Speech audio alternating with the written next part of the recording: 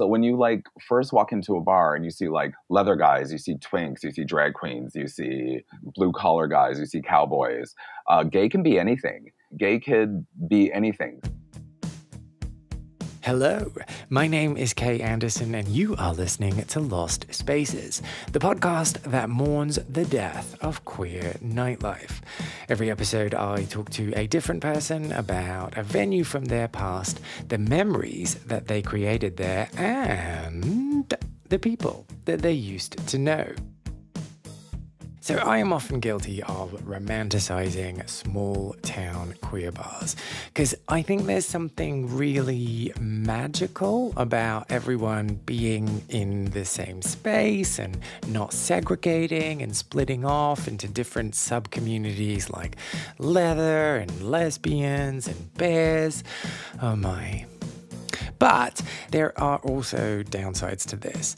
Being in a small city or a town can kind of get in the way of you having the freedom to explore who you are or even just explore the different sides of yourself. And this is true for this week's guest, Pepper, who you might know as a finalist in the drag competition series Call Me Mother, who started to feel tricky and a little bit boxed in when people were celebrating her drag character, but weren't really so interested in her non-drag self, Michael. We got up to talk about the Roost, a legendary bar in the Canadian city of Edmonton.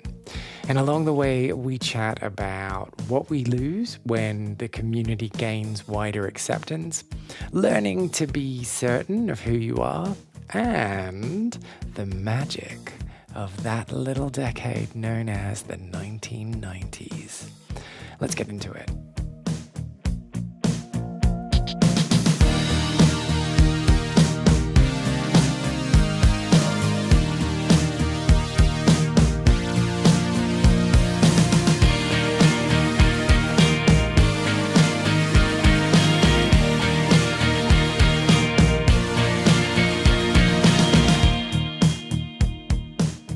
Let's transport ourselves back to the 90s. Okay. For those of us who weren't there, and like there are grown human adults that weren't there, which is mind-boggling, describe the 90s in 5 words. Oh, adventurous, exciting, tacky,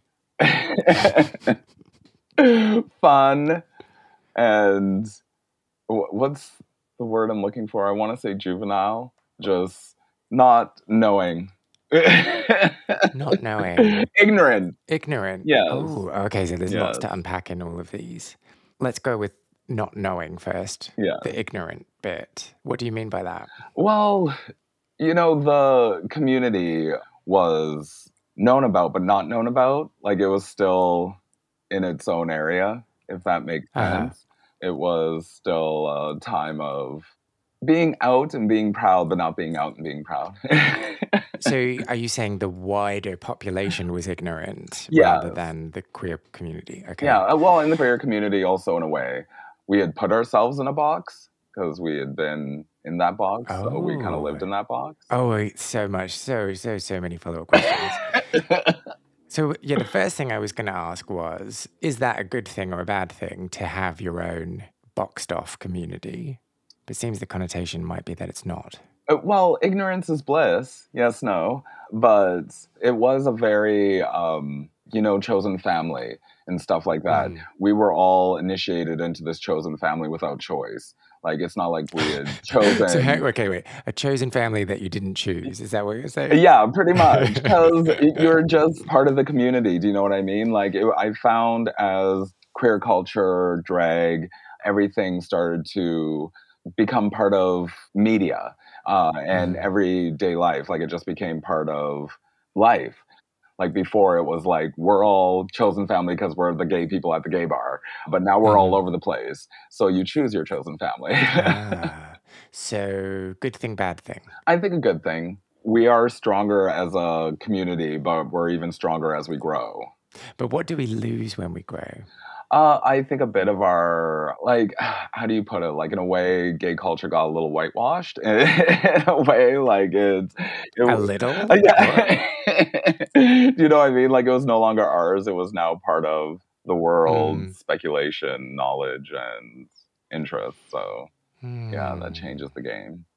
So, how do you respond when a white suburban girl that's never stepped foot in a gay bar says something like, "Yes, queen"? Sorry, that was terrible. Yes, it Like, was. It was good. imagine I said that well. Right? In all honesty, like, especially being a drag performer, because we do get the attention, Uh-huh. like, from people. I am a very chill, go with the flow kind of person. So I just be like, yes, dear, you're living your life. That's lovely. Just do it about 2 feet further back, and Make sure you don't touch me. yes, Yeah. pretty much. But I'm more than happy that our culture and our art forms and our being is being celebrated and being enjoyed, and it's bringing happiness. So there's nothing wrong with that. But, like, from a distance. Like, So not even a smidge? Can't get you to say anything even like kind of negative about those suburban girls? about the suburban girls, probably not. No, they come to my brunches. They put Yeah. money in my pocket, so I appreciate them greatly. It is two different environments, like when you're out at a show, it's one thing. When you're, like, at the club and it's your night off and you're trying to enjoy evening and someone's like, "Oh my God, you're Pepper," blah blah blah. It's like, yeah, I am, and I'm trying to enjoy my martini. So thank you. So yeah, it is a double-edged sword. You know what I mean? But they pay my rent. I do very well because of adorable little suburban girls living their life, yelling, "Yes, queen!" Okay, sorry then. I won't try and bait you into talking about them like that. So let's go back to these 5 words. Okay. The other one I want to pick on and understand a bit more is tacky. So why were the 90s tacky? I just think the fashion was beautifully ridiculous. Like, I, as a performer, as, like, a queen, fashion is part of our art form. And I personally studied fashion. Like, I have a great interest in it. So, like, eras and pulling references from different decades and things like that. But you see how fashion repeats itself. And I felt like the 90s held on to, like, the worst qualities of, like, the 70s, and it brought it back in, like, the most, like, obnoxious color coordinated patterns way, if that makes sense. Yeah. So tacky is purely about fashion and not about anything else. Yeah, just like the looks. Okay. Like, I literally lived in midriff in the 90s, like, dead of winter, and my abdomen would be right. Like, I lived in midriff, and, like, looking back at, like, photos and stuff, I was like, buy a shirt, like, buy a whole shirt, you dumb bitch. Or pull your pants up. Yeah, one or the other, do something. That is enough belly button. We are good. Okay, so the reason that we're talking about the 90s today is because the bar that we're talking about, the Roost, is the bar that you started working in the 90s. So why don't you take us back there? How did you first come to know of the Roost? Like, right now, Edmonton unfortunately only has one queer space, but back in the 90s, there was a few. But each had, like, a vibe, and the Roost was, like, the club. There was, like, Boots and Saddles where all the older gentlemen went, like an afternoon beers, like that kind of vibe, very chill. There was a lesbian bar. I can't remember the name of it. But right, surprise, surprise. Like lesbians. But the Roost was, like, where everything came together, kind of thing. It was the it, pretty much. And so at what age did you start going out? Probably, like, 17. Like, the legal age here is 18, but it was over like 30 years ago, so I'm sure we're fine. And so what did you know about the Roost before you went there? Like, did you know that it was the place to be? Everyone knew it was the gay bar. Like, it was just known as the gay bar. Right? So if you were queer curious or like knew that you were gay and like finding a way to come out of the closet, it was the place to be. You know what I mean? Like it was the bar. So do you remember then the first time you ever went there? Barely, but I remember the feelings, like if that makes sense, like the excitement, the nervousness, because I was sneaking into a bar. I was like I had someone's ID, and and did you go on your own then, or were you with someone? we were friends. Like we went as a group. And was it a bunch of straight friends that were there to support you, or had you found other queer people? So I was very lucky. I went to a performing arts high school here in Edmonton. Oh, I'll say no more. Yeah. So that's where like I discovered gay people, but they took me to the bar. You know, the cool kids. And so had they already been there before, and they were like taking you under their wing? Yeah. Aww. Yeah, pretty much. Yeah. Yeah. It was really lovely. It was kind of like a rite of passage, I guess. Okay, and so the feelings. What were the feelings? You were afraid because you were like, maybe they're going to figure out I'm not 18 and they're going to kick me out. But what else? Just excitement and sheer awe. Like I had been to only one or two other places, or besides like high school parties, you know, like this was bigger than life. The Roost was a really large bar. There was a main floor, and then there was an upstairs. There was a deli area. There was a back area that was all like pool tables and pinball machines. And then there was a giant patio. So it was ginormous. You walk in and there's coat check and stuff, and then you walk into the bar, and then we just started exploring. Like they just started, like they had been there, so I was just following along, like with my little, my little rum and coke, and I'm like, okay, let's go, right? So I was just like in awe, looking at everything as they were like doing the rounds and saying hello, and you know. At this point, where were you on your, for want of a better term, and I'm doing this in air quotes, queer journey? Like, had you fully come out to yourself by this point? Had you come out to family or other people, or were you still all like, oh, I don't know, maybe I'm interested? Yeah, I would say it was on the brink. I had already known I was gay, but I had no reference of what that was. So I didn't really understand it or accept it to myself. Growing up, I was a dancer, and the other guys would call me fag, and it was always such a negative thing. So I just associated gay with negative. So like I've always been myself. I've always been flamboyant, excitable, loud, like I'm just me. But picture it, like high school, first grade 10 year of high school in a performing arts school. And I like get in there and I'm in the dance program and I'm like, oh no, I'm straight.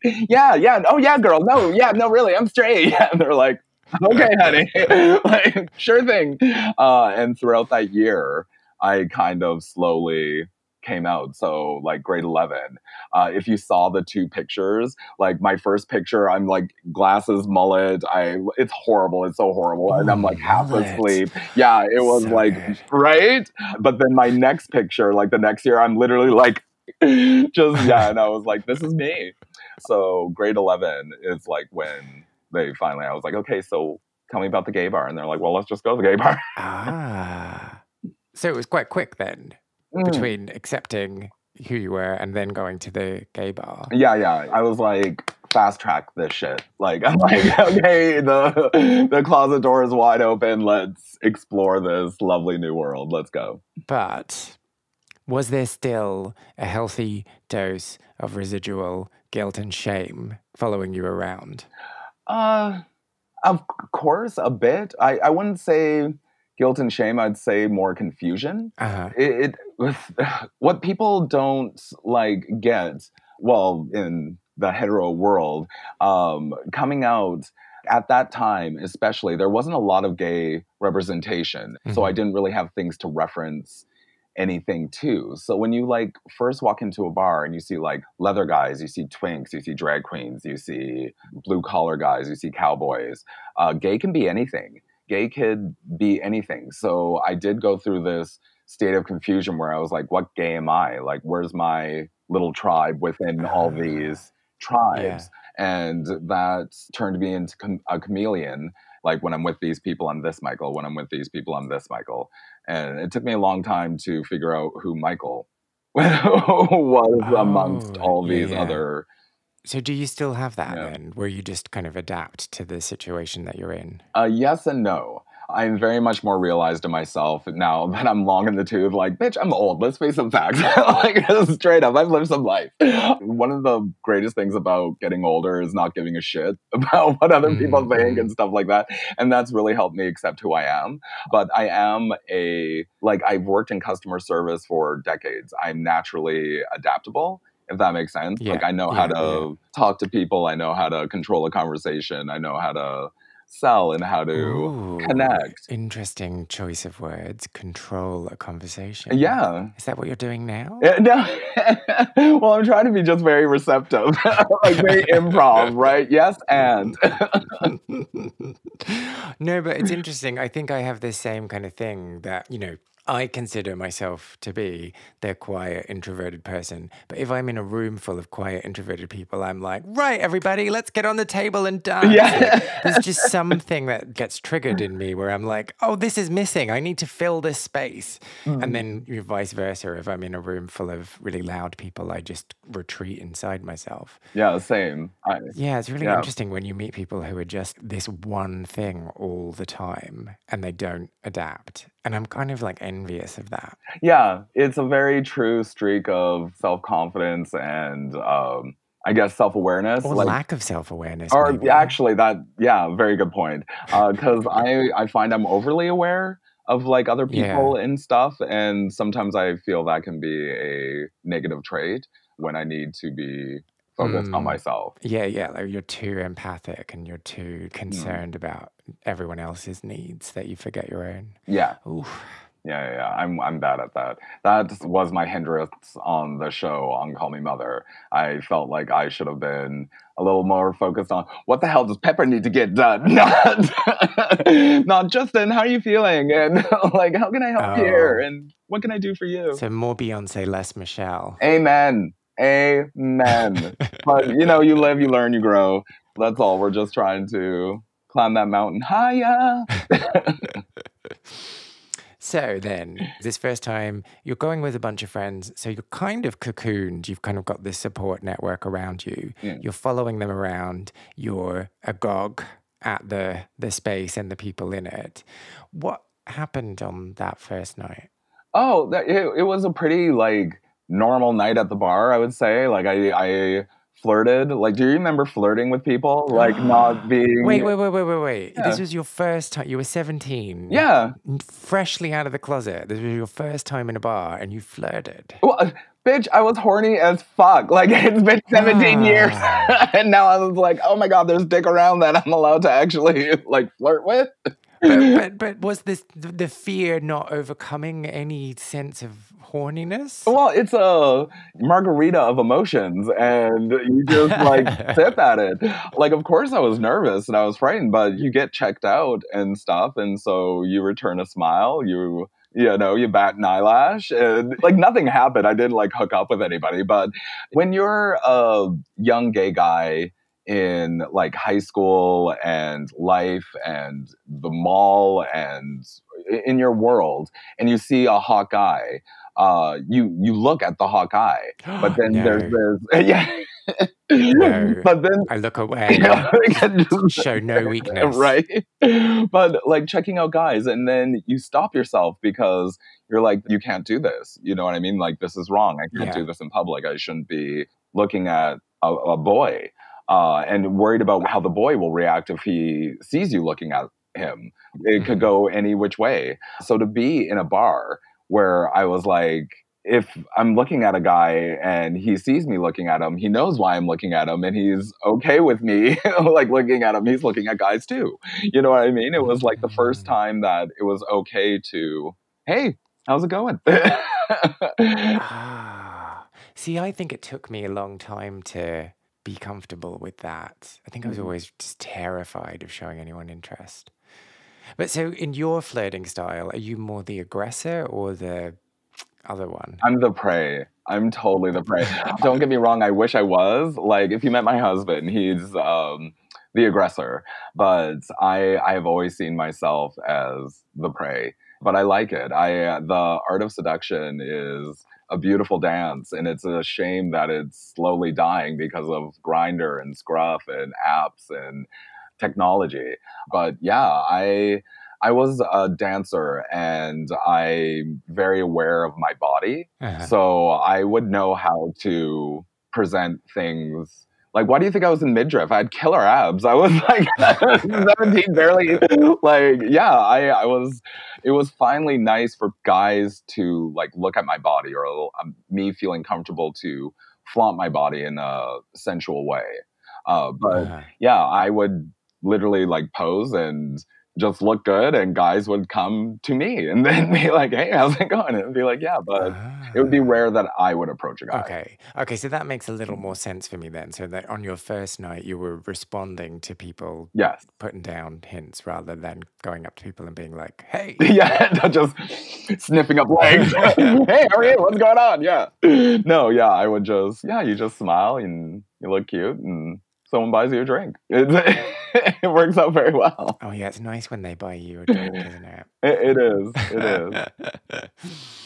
Okay, so we've talked about the night itself, but I'm really interested in what having gone there meant and like how it changed your world. Oh, it completely changed my world. It like when you're that age, your attention span is not as wide. So suddenly my life was the Roost. Like that's just life. Like, you know what I mean? Like the weekend was literally what I was living for, if that makes sense. Yeah, I remember that, yeah.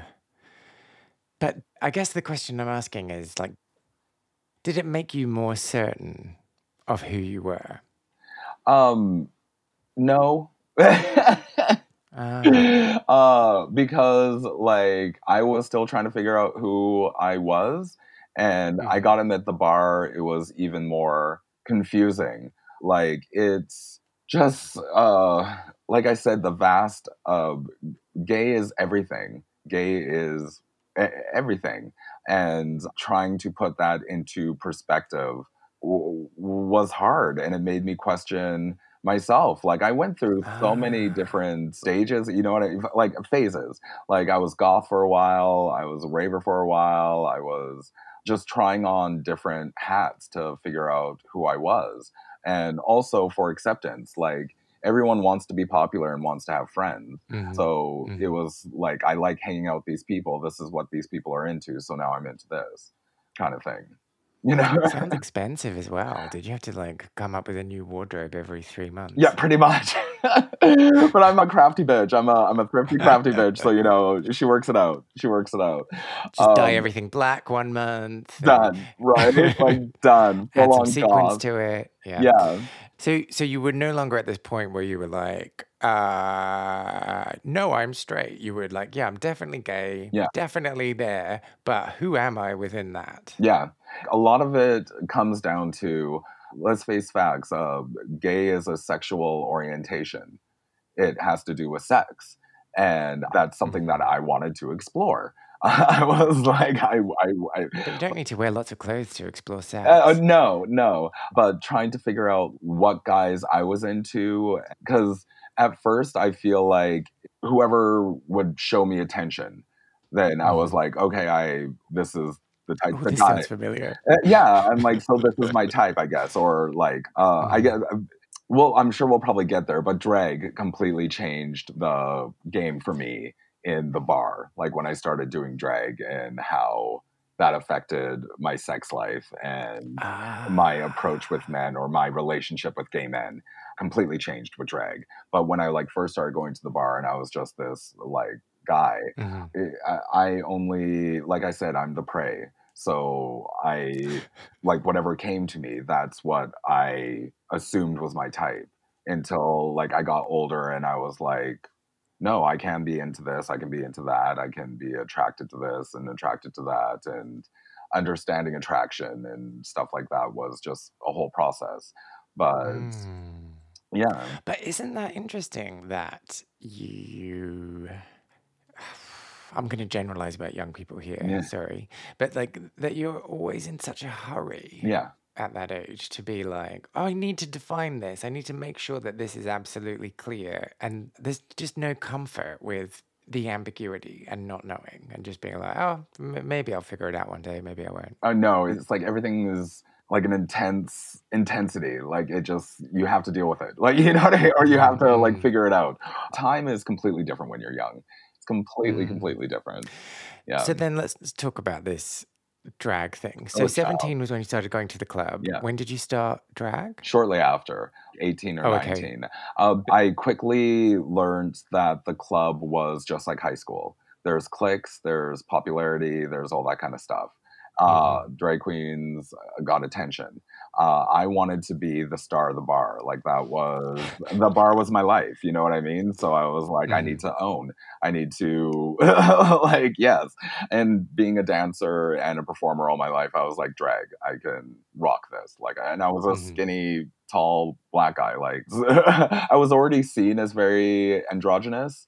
Not by choice. It was just my body type and everything. Those midriffs you were showing off, yeah. Yeah. Well, that didn't help, right? But yeah, I struggled with that. But drag came. I was good at it. I was very good at it, and I was celebrated for it instantly, which was good.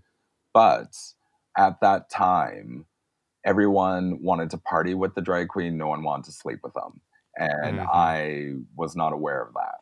That other side. Oh, you weren't aware of that? Yeah. That's interesting. I was just like, they're popular. They must get everything. You know what I mean? Thinking, hopefully men, as well as drinks and party tickets and tips and stuff. But men are at the top of the list, right? But yeah, it was very taboo for guys to date drag queens. Like it's, I didn't realize I had to butch shit up until I went to the bar, if that makes any sense. No. Unpack it. I'm always been flamboyant and stuff like that. And when I got to the gay bar, like in the 90s, I feel like that was a time where gay men fought against femininity to prove their masculinity. And like that really annoying thing that people used to say, like, oh, I'm gay, but it doesn't define me. Yeah. It's not important. Don't pay attention to it. It's got nothing to do with anything. Like, straight acting. I love that. I'm straight acting. And I'm like, so what is that? You're carrying around a kid? I don't know. I don't get it. But I didn't realize I needed to be more manly to fit in a way at the bar with a mass majority of the men, like the groups of men. And no way to learn that lesson better than by dressing up as a woman. Of course. Right? It was really, really hard. There was only like 3 black drag queens in the community. So I was very visual, if that makes sense. Like I was recognized in and out of drag. So it was something I couldn't hide. Okay. So even if someone met you in your boy form, they would know that you were a drag queen because you were so prominent in the scene. Exactly. And the bar was where everyone met everyone mainly. It was where that you like met guys outside of the bar. Like I started dating a guy. We met outside of the bar. It was like at a party or something like that. But we dated for a short while and then he found out I was Pepper and he broke up with me. And I was like, oh, okay, well, at least we... Should we name and shame him now? I don't even remember his name. Okay, so you were heartbroken. All I remember is, I remember the feelings. Yeah, it was heartbreaking. Well, anyway, he's an asshole. If you're listening to this, you're an asshole. Amen, yes.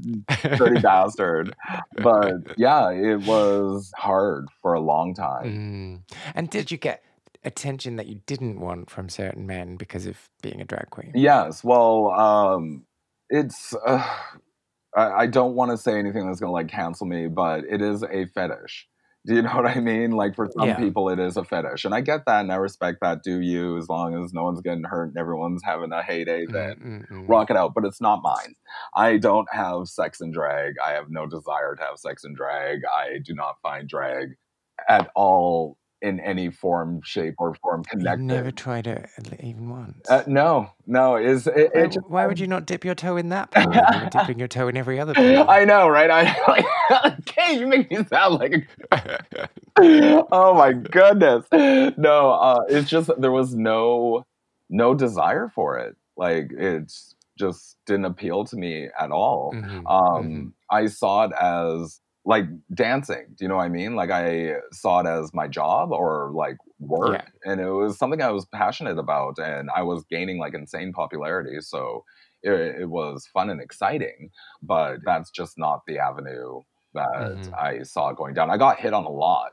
Like I would get hit on by some beautiful men, and I was just like, all of this is fake. All of this. Like I'd hand him a boob and be like, there you go, give it a squeeze or two, get your jollies. Thank you so much. Have a good night. This used to be a mattress. Yeah.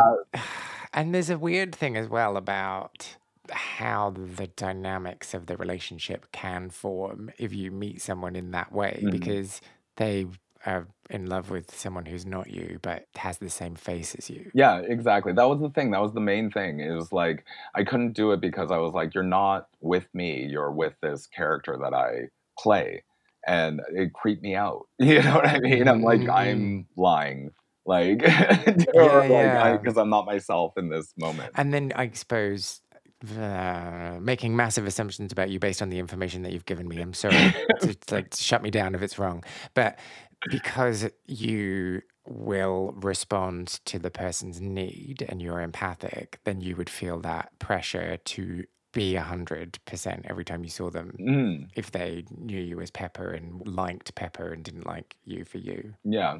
It was a lot to gauge, and you do see true colors of people and stuff. Like, I don't know, it's weird. It's weird when you have alter ego, and that alter ego is very much in the spotlight and celebrated.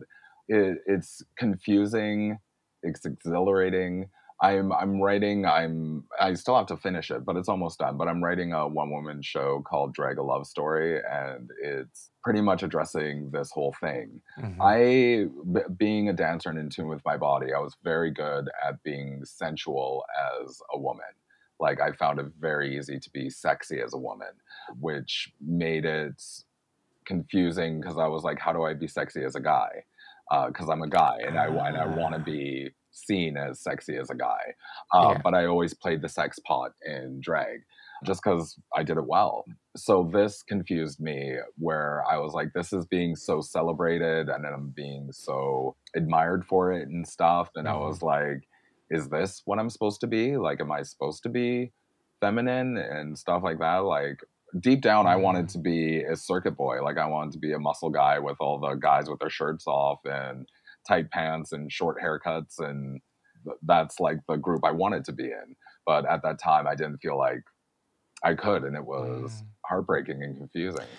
And it's weird the kind of pressure you put on yourself when you are naturally good at something and when people recognize you for something, you suddenly feel that you have to do that thing, that you no longer have a choice, right? Like, oh, well, everyone wants this from me, so I better do it, or I better learn to like it. Yeah, totally. Or it's like, or else, what else am I? Like, what Yeah, else are yeah. they This gonna? is the only value I bring. Yeah. Yeah. So that was very confusing and very hard for a long time. Yeah. How did you come to the other end of that?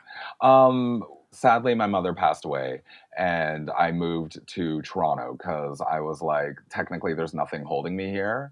Like, I had friends, of course. Like, I had a huge chosen family and tons of friends, but my mother was my connection to Edmonton, and I felt like it was my chance to be Michael, like to make the kind of first impression of Michael instead of Pepper, because in Edmonton, it was just yeah. So I remember like when I quit the bar, I like went into the bar and everyone was sitting in the exact same seats they were sitting in yesterday. And it was like the same people. And it felt like Groundhog's Day. And I was like, I have to make a choice. Either this will be my life, which it could be a very good life. Like there was a bartender that worked there for 20 years or whatever and had a great time. You know what I mean? Like I could work at the bar or I could set off in some kind of adventure because I knew that if I stayed there, then that would be my life. Like I would just end up working at the bar. And so going to a new city helped you recalibrate and figure things out on your own terms. Very much so. Very much so. I went for film school. So I was studying a new passion and like it was amazing. But also, I was making friends as Michael, and I was making friends in an environment that had nothing to do with drag or gay. So it was very new adventure, which is what I wanted. So I was very happy. I still dabbled in drag, obviously, but it's just like I wasn't doing it like I was in Edmonton, where we were doing shows like every other weekend or every weekend, you know? Uh, what's that like when you put Pepper in a box? Oh, it was relieving. Just Ah, because I had been Pepper or just connected to Pepper for so long and through people's eyes, it was nice to just kind of like pack her up and be like, you just rest for a bit and we'll get to you when we need to, kind of thing. And but did you feel the natural pull of drag? The natural, I don't know why I said that. Sorry. yeah, That when you put Pepper away in a box, how long does it take before you feel like, oh, she needs to come out again? the scratching at Yeah, yeah. the door. Like even nowadays, if you're not Pepper for like a week or 2 weeks, do Yeah. you feel like, oh, I need to bring her out again? Or are you like, nah, I'm good? Uh, yes and no. Now that like in my career, this is a career. Do you know what I mean? Like Hmm. it's work for me, like straight up work. Yeah. I feel like I should be working on Pepper all the time, or like when I have downtime, I'm Ah, like, oh, I should be styling a wig, or I should be yeah, working yeah. on a costume. Actually painting the face and stuff. Not so much. I should, because I should be doing like content, and I really want to start like a video blog or something. Hmm. But I'm old school. Like these kids who do this, like sit in their room and they're like, boom, boom, now I'm in drag. Blah, blah, blah. I tried that once. It took me a whole fucking day. The whole day. Like trying to edit it, painting my face, like doing the before and the after. And I was like, who has got time for this shit? Like, who? So I paint when I get paid, honey. Like I paint to go to the club. I don't paint to I'm gonna sit at home and do my TikTok. No. Like But you could make it all work together by recording when you're about to work. yes, I should put more into it. Like I get the itch to do drag now that it's more part of my life for fun and stuff. I do still get that itch. Like back Hmm. in Toronto, it didn't come forth until I didn't have a creative outlet. Working Yeah, in film, like being in school for film and like being on a few sets and working on that, that was taking my creativity. So I didn't feel the yeah, urge to be Pepper. Once yeah, that kind of like dwindled out, then I needed to get it out somehow. And I joined a few dance troupes, so I was dancing. So it just became like the two just yeah. intertwined. Ah, yeah, it's Yeah. interesting Mm. because you know that like lots of people talk about how their drag persona enables them to say things that they would never say. Hmm. It's interesting what happens when you no longer have that outlet. Mm.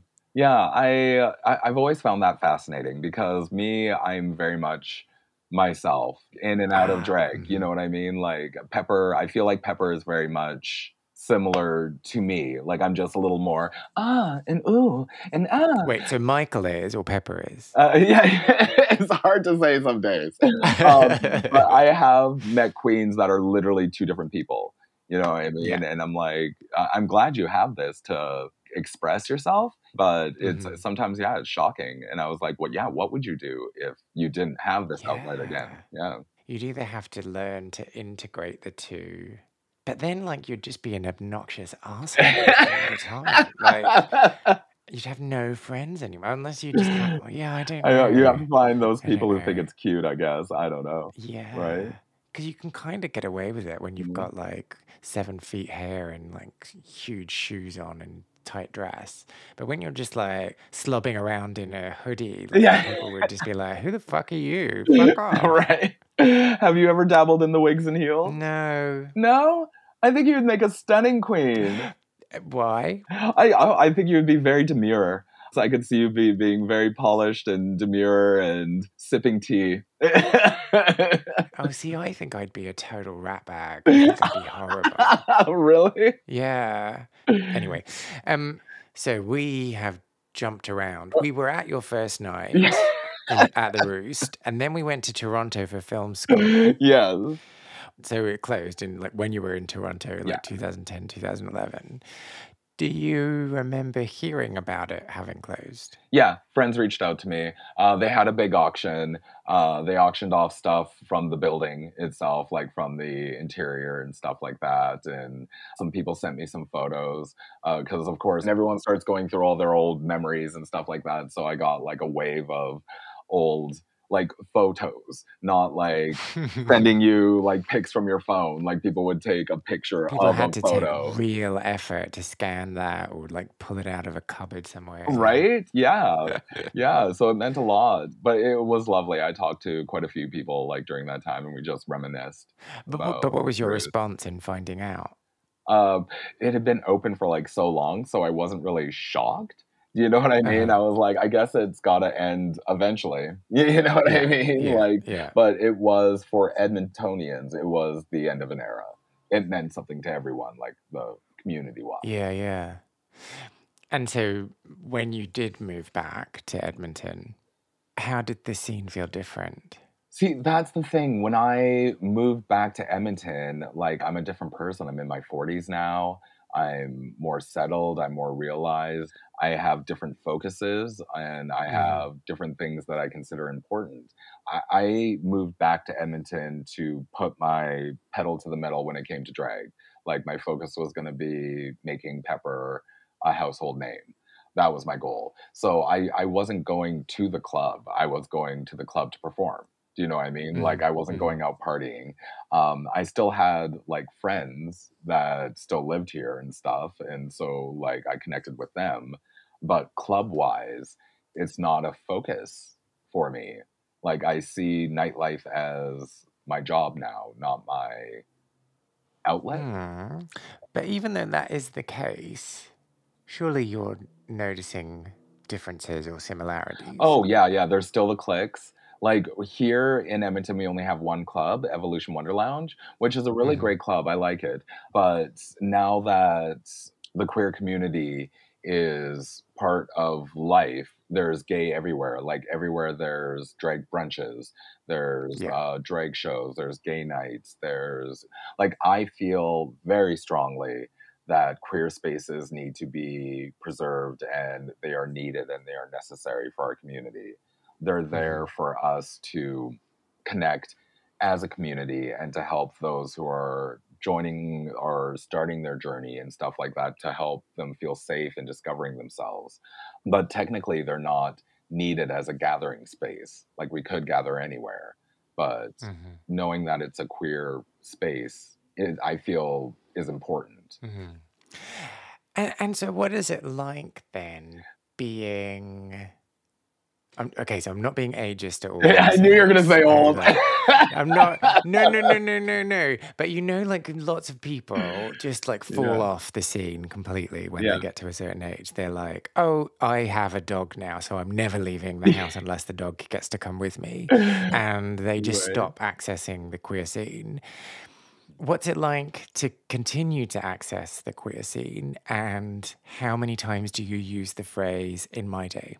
Oh, far too often, and I literally wanna kick myself every time I do it, but I do it all the time. I'm like, "Well, in my day, blah, blah, blah." I feel very blessed to still be part of and celebrated within my community. I find it a great outlet to still connect to different age groups and see what's happening in my community firsthand. I totally get, like, personally, I love cuddles. I love cuddling up with my husband and my dog with a movie at home, and that's my heaven. But I feel very blessed that I get paid to go party with the kitties, show them a good time, teach them a little something something, spread my wisdom, honey. I'm a lucky one. Do you experience ageism I do. in the scene? Not in a bad way. It's more humor. Like, it's the Okay. go-to joke. All the time I get like, "Oh, girl, you're iconic," or "You're legendary," and I'm like, "Yeah, you're literally just saying I'm old." Like, that's all. It's just a polite way of being like, "Bitch, you've been around forever." Right? I get booked for everything.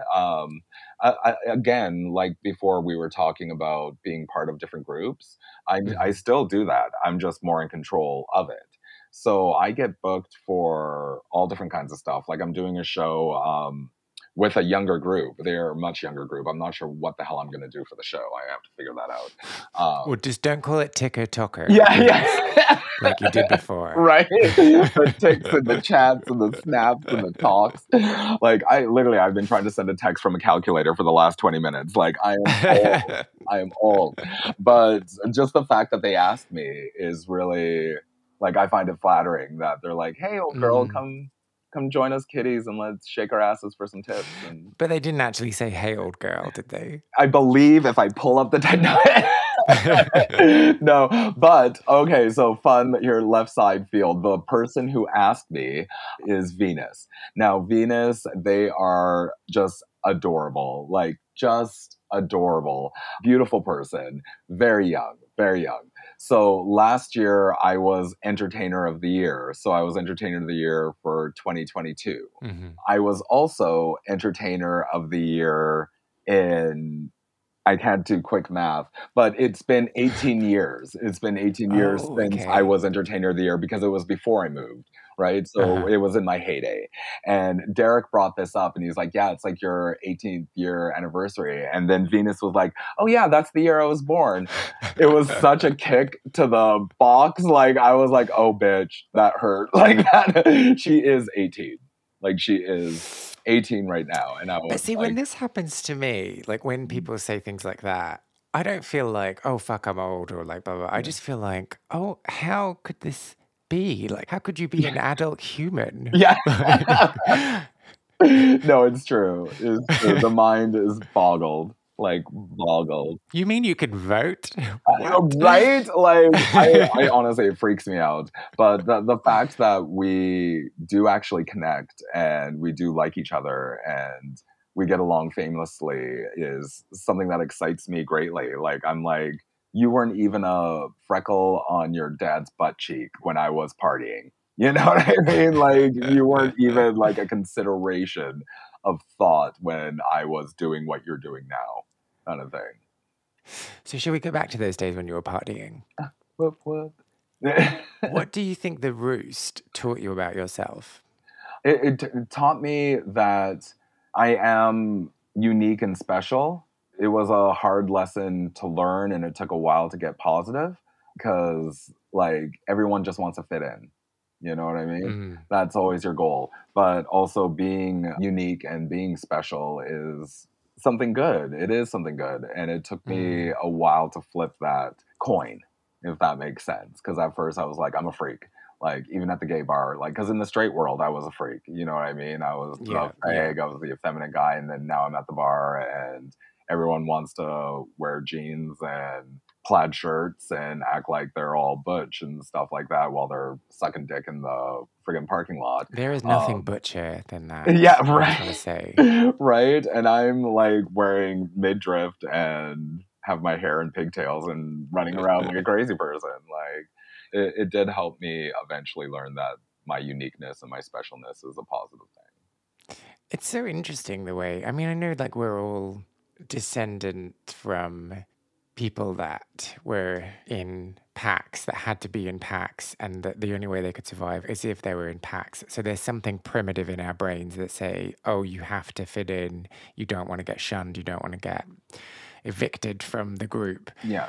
But it's weird that we don't get taught that the longest relationship you're ever going to have is the one that you have with yourself. So make sure that's right before you bother fucking with anyone else. Amen.